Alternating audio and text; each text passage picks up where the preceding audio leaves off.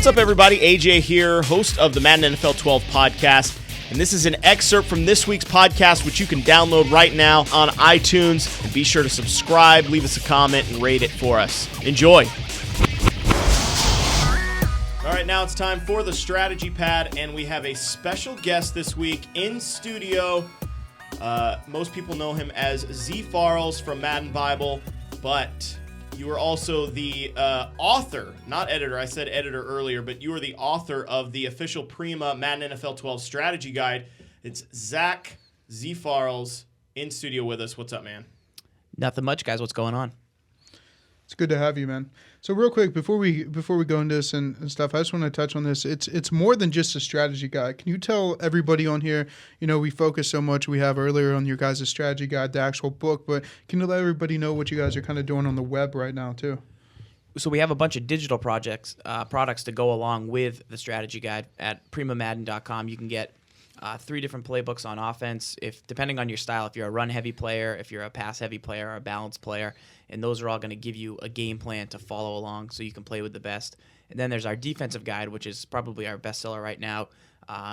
Defense usually comes later in the season, but as you guys know, it's one of the most important things you can have. If you have a few plays that can put pressure on that offensive team, our 46 guide is just awesome right now. So that was a big plus to be able to get in here, get our hands on that, get the blitzes all ready to go. And that's a couple things I'd recommend checking out just beyond the guide. And there's a lot of guys probably wondering, but for cost and things like that, but you guys offer what's called the winner's guide. Do you want to give a bit of information of what's included, the price and things like that? So absolutely. I mean, I think the biggest thing that we do is you can pick up our run heavy guide, which is only $9.99. And if you end up liking the guide and the videos and the breakdowns, they'll refund your purchase if you want to get something bigger and better. If you want to get a bundle, which includes all the guides, we have coupons every week that go out to our email list and everything. So there's some great values out there. The winner's kit comes with everything. You also get a weekly sideline pass, which is an update with the hottest tips and tricks in the community.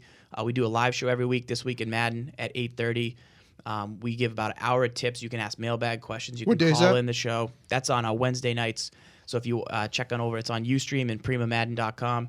We also play a game of the week, which is we bring in the best talent in the community, and they take us on. So you get to get in our mindset. Why are we doing what we're doing? What are we seeing them do, and how are we reacting to it? We're using the stuff that we sell, show you that it's good, and if you see it, you know what we're running.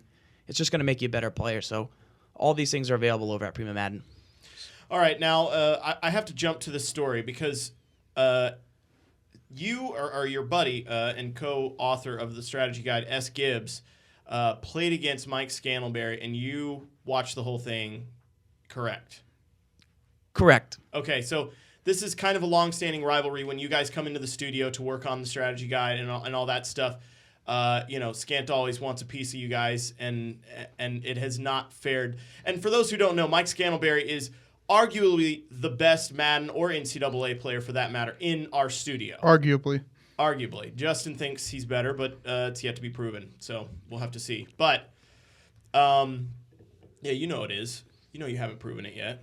Don't throw out a challenge and then not take it on. I've had situational moments that have gone well, like 35 points in one half. I just haven't put it all together. Hey, 60 minutes. We have an NCAA football 12 tournament going on in studio, and guess who's not playing? I'm playing. Scant's playing. Guess who's not playing? Andrew's talking, but let's also clarify.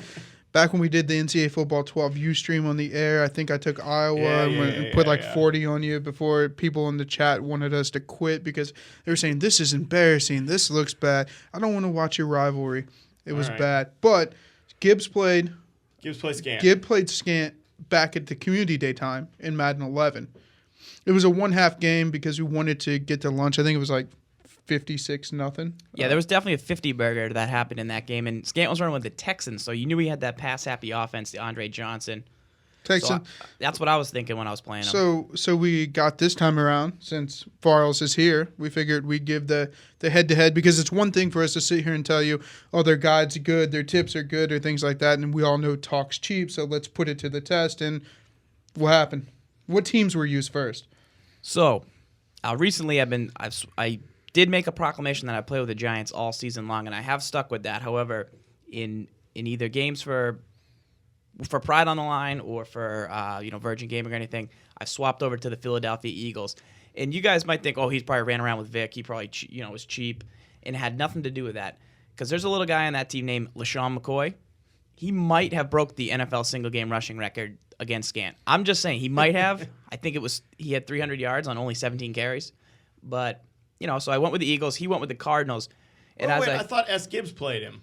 No, S. Gibbs did not play him this time. He played him last time, and so Farrells took him on this time. Okay, awesome. So I felt a lot of pressure on me. The weight of the Madden community at EA here was on my shoulders. Scant was walking around. He was actually strutting the hallway, talking about either a 16-week win streak, and everybody wouldn't talk to him. And I went up there and I just said, "Hey, man, I got to take you out. You're a little cocky right now.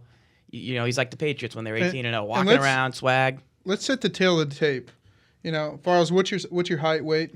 About 6'3", 225. Okay, Scant might be 6'2", 260 with 3% body fat, a matching do-rag with a nice hat at all times, and a very calm demeanor that's a little scary. Like you'll run a play on him and score, and he'll go, that's nice. That's but you can't tell good. if he's making fun of you or not. Yeah, right. It's like you feel now like it throws your game off because you're like, oh, he's making fun of me. Should I not run that again? Or I don't know. Yeah. So what happened in?